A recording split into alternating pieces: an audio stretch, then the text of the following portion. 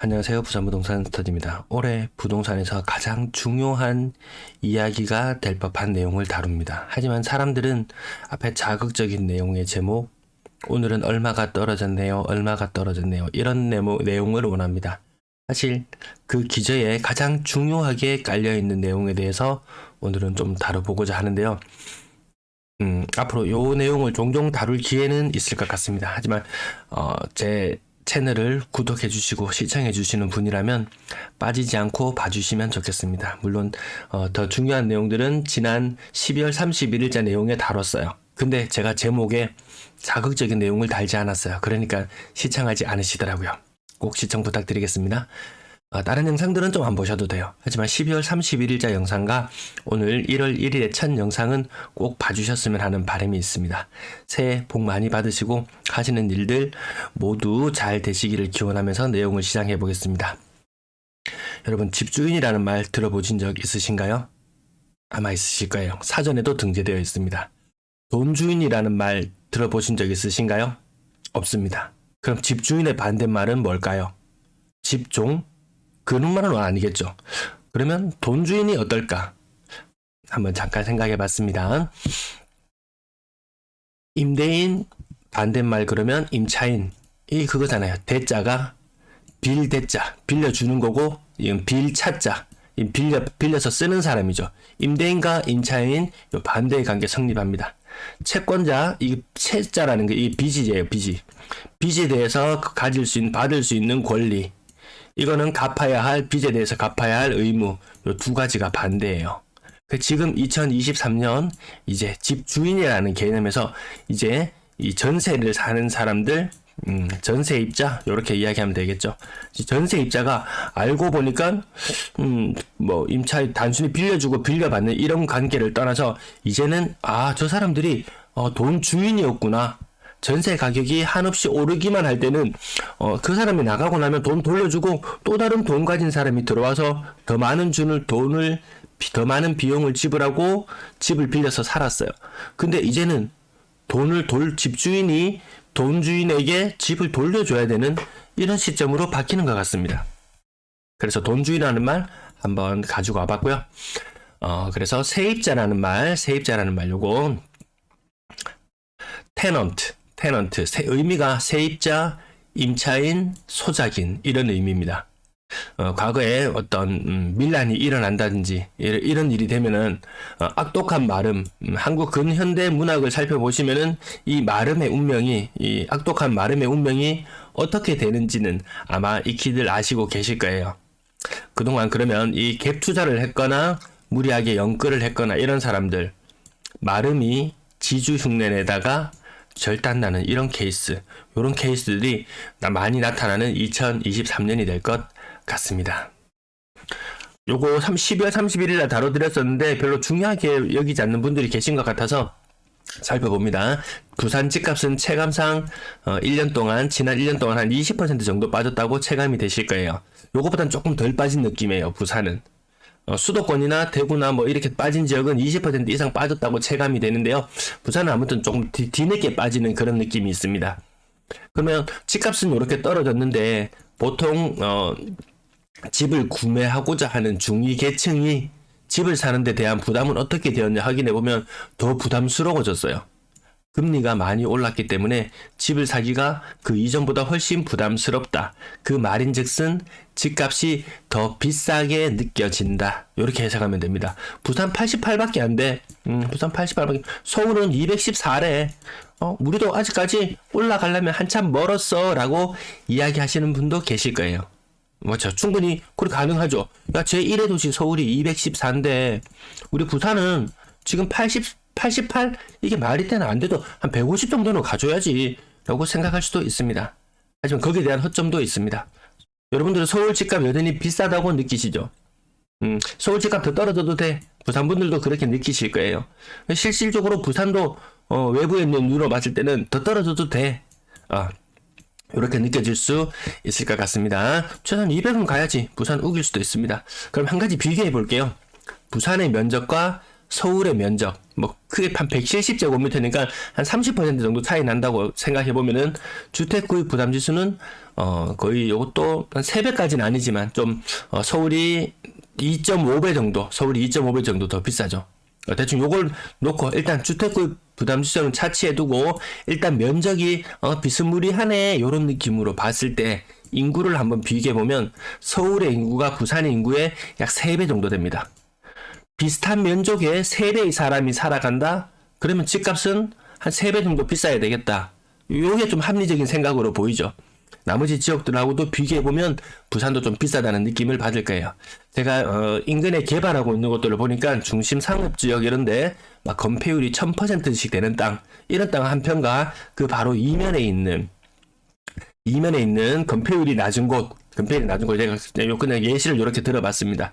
이렇게 비교해놓고 보니까 땅 한 평 가격이 건폐율 200%인 땅에 5평 같이 하고 거의 같아질 정도 그런 모습을 보였습니다. 요 부분 이해되시나요? 또 다르게 한번 보면 여러분들 농사하고는 좀 관심이 먼 사람들, 좀 관계가 없는 사람들이 많을 텐데요. 한마지기 이런 말 들어보셨나요?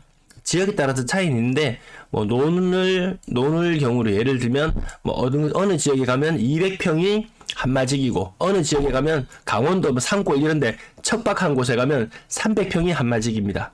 또 아주 경지가 잘 정리되어 있고 수확이 좋은 곳은 땅 150평, 논 150평이 한마지기가 되기도 합니다.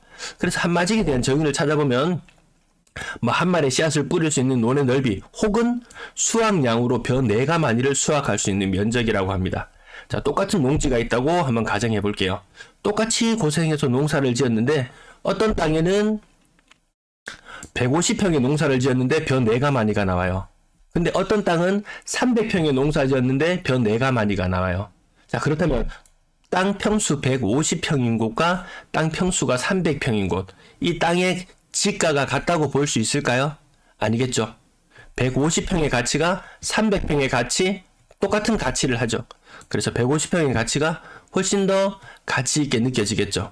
다시 한번 돌아와 보면 이 인구를 놓고 봤을 때 뭐 서울이나 부산이나 대략 한 700만, 면적 한 700만이라고 같이 퉁치고 인구 3배 사는 곳이 훨씬 더 집가가 비싼 게 당연하겠다. 그래서 지금 서울의 집값 비싸다고 난립니다. 지금 비싸다고 난립니다. 부산도 똑같습니다. 그래서 단순히 서울의 주택 구입 부담 지수 높으니까 우리도 높게 가자, 이게 통하지 않겠다라는 거죠. 그래서 주택 구입 부담 지수를 기준으로 했을 때 여전히 비싸다. 그러면 언제쯤 살까? 최소한 여기 지금 여기 살구색의 기준선 요 위아래로 얼마든지 움직일 수 있다 라는 부분 한번 생각해 볼 필요는 있을 것 같습니다. 요거 정리하는 데 시간 굉장히 많이 걸렸습니다. 네, 요거 서울 땅 100평이랑 서울 땅 100평의 가치와 부산 땅 300평의 가치가 뭐 거의 같다고 보면 안 되겠습니까? 이 인구수 대비로 놓고 본다면은 아마 이해가 되시는 분도 있으시고 아닌 분도 계실 것 같아요. 네, 국토부 실거래가 갱신 여부 이제야 알게 되었습니다. 서울은 이미 1년 그 이전부터 요거 시행 중이어서 1년 더 넘었네요. 한 1년 반? 그 전부터 시행 중이었기 때문에 전세를 다시 계약하는 사람, 그것이 신규 계약인지 갱신 계약인지, 갱신 계약이라면 갱신 요구권을 사용했는지 아닌지 그 내용을 부산은 이제 알게 됐습니다. 아마 이거 12월 30일자로 전국 다른 지역들도 모두 알게 됐습니다. 근데 좀 맹점은 있습니다. 이 계약이 신규인지 갱신인지 알려줘요. 근데 이게 구분이 표시가 안 되어 있는 것도 있어요. 약간의 제가 데이터 분석하는데 약간의 허점도 있을 수 있습니다. 하지만 흐름을 파악하는 데는 문제가 없다는 부분 아시면서 봐주시면 되겠어요. 서울 지역 아파트 역전세난 한 20% 정도 날 우려가 있대요. 그리고 갱신 청구권 사용도 갱신권 사용하는 비율이 60%대에서 40%대로 주저앉았습니다. 사람들 그 이전에는 어떻게든지 전세 금액이 한창 올라가는 시절에는 이를 악물고 싸웠어요. 임차인이 어떻게든지 갱신 요구권을 사용하려고 했었어요. 왜? 5%만 올려주면 됐으니까. 근데 지금은 다시 갱신을 하더라도 갱신 요구권을 사용하지 않는 사람들도 많이 있습니다. 분쟁 우려도 좀 있긴 하죠. 아무튼 역전세난 20%, 5집 중에 1집은 역전세난을 겪을 우려가 있다라는 부분 한번 생각해 두면 될 것 같고요. 그래서 부산 지역을 한번 찾아봤습니다. 부산 지역 1월 달부터 작년 1월 달부터 12월 달까지 전세 건수를 조사해봤습니다. 12월 달은 아직 집계 중인 상태입니다. 어쨌든 갈수록 거래량이 줄어든다는 흐름, 제 영상을 통해서 보신 분들 아실 거예요. 그 중에 갱신을 얼마나 하고 있나 보니까 부산 갱신 양호합니다. 연중 비슷한 갱신 건수를 보입니다. 갱신 비율도 비슷합니다. 하지만 갱신 요구권을 사용하는 사람은 60% 수준에서 지금 한 50% 수준까지 떨어졌어요. 갱신 요구권을 사용한다는 데 대한 그 매력이 그만큼 떨어졌다고 할 수 있겠죠. 그러면 갱신 요구권 사용하는 비율, 대구를 한번 예로 들어볼게요. 대구는 60%에서 40%로 떨어졌어요. 서울도 60%에서 40%로 떨어졌어요. 부산은 60%에서 지금 50%로 떨어졌어요. 그럼 부산의 앞날은 어떻게 될까요? 부산도 마찬가지입니다. 갱신 요구권을 사용하는 비율이 점점 떨어질 것이라는 그 흐름 한 가지 기억하시면 되겠고요. 그리고 대구 지역, 왼쪽 편이 대구 지역입니다. 전세, 월세 계약했던 것 중에서 갱신하는 비율이 한 10% 정도 되더라. 부산 지역도 살펴보니까 이건 몇 퍼센트 정도 되나요? 갱신하는 사람이 한 20%. 갱신을 훨씬 더 많이 하고 있습니다. 왜? 가격이 부산이 늦게 떨어졌기 때문에 아직까지 이런 것들이 조금 나타나고 있어요. 그러면 갱신 비율, 대구 비율과 여기 조금 잘못되어 있는 것 같은데 죄송합니다. 여기 내용이 살짝 잘못되어 있네요. 이거 살짝 지나가겠습니다. 저것도 아무튼 요 분석을 통해서 알 수 있는 흥미로운 점, 이거 얼렁뚱땅 들어가서 죄송합니다. 여기 보시면은 갱신 요구권을 사용할 때 1억에 50만 원에 살았던 사람, 그 이전에 했던 사람인데 갱신 요구권을 사용하면서 월세로 살고 있던 사람이 전세로 바뀌더라. 보증금 1억 6천에 월세가 사라졌어요. 그러면 이건 누가 이득일까요? 임대인 입장에서는 요 윗부분도 지금 이거 잘못했습니다. 죄송합니다. 임대인 입장에서는 다달이 받던 50만 원씩 1년에 600만 원 받던 돈을 못 받게 되었어요. 임대인 입장에서는. 그럼 임차인 입장에서는 어떤 차이가 있을까요? 600만 원 안 줘도 되죠. 그 대신 목돈 6천만 원을 구해야 됩니다. 6천만 원. 대략 요거 은행에서 빌리면은 한 360만 원 정도, 6% 정도로 빌린다고 생각하면 360만 원 정도 부담. 그럼 임대인이 훨씬 더 손해보는 입장으로 바뀌게 됐죠. 임차인은 그 이전보다는 이득인 요런 상황의 계약. 근데 요것뿐만 아니고 위에 다른 예를 들어보면 이 위에 거는 대구 사례를 예시 든 것도 있고 또 제각각이라서요. 위에 요거 맞습니다. 죄송합니다. 잠깐 혼선을 빚어서 죄송합니다. 제가 영상을 너무 많이 제작하다 보니까 아무튼 보증금 1억에 50만 원 살았다 600만 원. 요거 360만 원. 임차인이 이득인 거래. 요거 맞습니다. 내용 바르게 정리되어 있습니다. 보증금은 근데 상승했는 걸로 나타나요. 제가 통계 부분에서 약간의 오류가 생길 수 있다는 부분도 말씀드리고 누가 이득인지 누가 손해인지 면밀히 따져봐야 되겠다.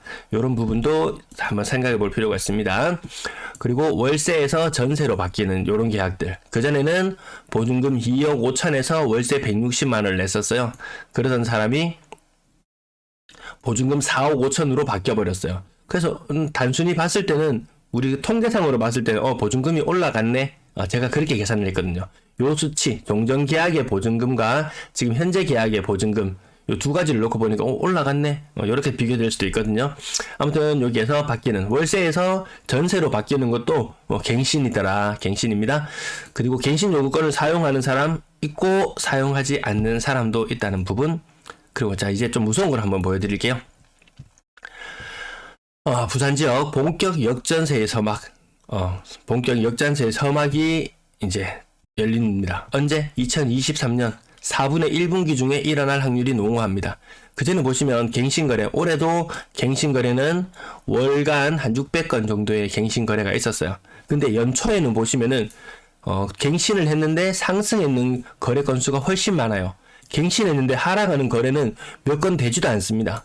그러던 것이 갑자기 분위기가 바뀌어서 10월 달부터 보시면은 전세 계약을 갱신했는데 하락하는 것, 전세 가격이 하락하는 거래가 갑자기 많이 눈에 띄게 많이 늘어나는 거 보이시나요? 근데 여전히 갱신을 함에도 불구하고 가격이 비싼 경우가 많기는 해요. 전체 부산에서 7,536건의 거래 중에서 갱신 거래가 있었어요. 7,536건의 갱신 거래가 있었는데 그 중에 1,000건은 보합, 6,000건은 상승, 200건은 하락. 근데 하락이 막판에 몰려 있습니다. 이게 왜 무섭냐 하면은 오른쪽에 지금 대구 지역을 가지고 왔는데요. 대구 지역 어떻게 됐냐 보면은 갱신을 했을 때 요렇게 하락하는 건수가 갑자기 늘어나기 시작했죠. 3개월 동안 하락하고 나서 여기 숫자가 3개월 동안 갑자기 늘어나더니만 갑자기 상황이 바뀌었습니다. 갱신을 했는데 전세계약 갱신을 했는데 그 이전보다 갱신했을 때 전세 보증금이 하락하는 경우가 더 많아졌습니다. 그리고 그것이 더 가속화되고 있습니다. 다시 한번 뒤집어 놓고 살펴보면은 이렇게 보시면 될까요? 여기 갱신했을 때 하락하는 비율이 이렇게 내려와서 12월 달 되면 이렇게 됐고요. 바뀝니다. 지금 갱신했을 때 상승했던 비율이 한 90% 이상이었는데 지금은 비율이 점점 낮아지고 있죠. 이렇게 바뀌었습니다. 그래서 지금 부산 지역 살펴보시면 부산도 갑자기 갱신 거래가 하락하는 거래 건수가 많아졌다. 그 말인즉슨 내년 4분의 1분기 아니 23년 4분의 1분기가 되면 갑자기 전세 갱신 거래를 하되 전세 보증금이 확 떨어지는 현상들이 급격하게 많이 늘어날 거라는 거죠. 이게 역전세죠. 역전세. 다시 한번 살펴보면 전세가 많이 오르는 순서는 상반기 숫자 잘 안 보일 수도 있어요. 22년 3월, 5월, 1월, 5월, 4월, 1월, 2월, 2월, 3월 이런 식으로 연초만 해도 전세가가 갱신을 했을 때 가격이 오르는 거래가 많이 있었어요. 10억짜리 전세를 계약했던 것이 바뀌어서 14억짜리로 계약하는 것이 이게 올해 초반에 있었던 일이에요. 근데 지금은 바뀌죠. 전세가 많이 빠지는 순서대로 나열을 해봤는데요. 한 방에 3억, 2억 5천, 2억 3천, 2억 3천 이렇게 빠지는 거래가 있잖아요. 종전에는 전세를 6억에 살았어요. 근데 갱신을 하니까 전세 금액이 3억으로 바뀌었어요. 이게 10월 달에 일어난 일이에요. 전세 금액이 2억 5천, 임대인이 임차인에게 2억 5천, 2억 3천 이렇게 돌려주는 현상이 11월 달, 12월 달, 올 하반기 들어서 22년 하반기 들어서 집중적으로 나타나고 있습니다. 굉장히 많은 돈을 집주인이 돈주인에게 돌려줘야 되는 이 현상이 나타났습니다. 23년은 이게 굉장히 가속화될 거라는 거죠. 지금은 요 갱신에 대한 거래만 살펴보는 거예요.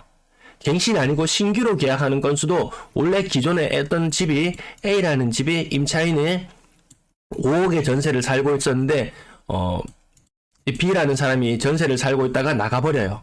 그러면 새롭게 C라는 사람이 전세를 들어오게 되면 전세 금액 5억에 들어오나요? 아니죠. 요거 한 3억 정도로 떨어졌을 거예요. 전세 금액이. 그 말인즉슨 C라는 사람은 이것은 갱신 거래는 아니에요. 신규 거래예요. 신규 거래.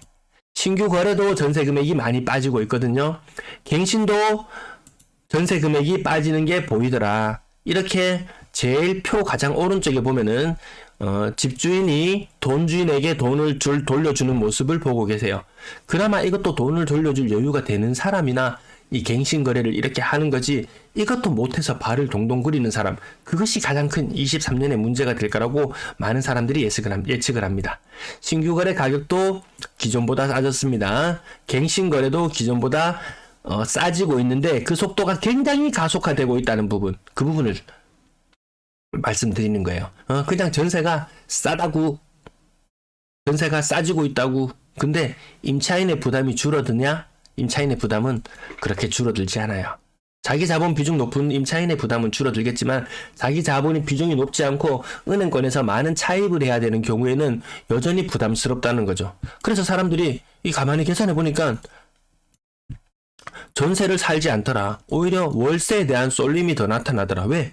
계산기 들고 한번 조금만 두드려봐도 월세가 더 싼 게 느껴지거든요. 그래서 임대차 시장 꼬리가 몸통을 흔든다고 제가 계속 이야기하는 그 부분, 오늘 나름 시사하는 바가 있었는 것 같은데 좀 이해가 되시나요? 이해가 안 되시면 한 번 더 시청해 주시면 감사하겠습니다. 아니면 제가 다음 영상들에서도 종종 다뤄드릴게요. 새해 복 많이 받으세요.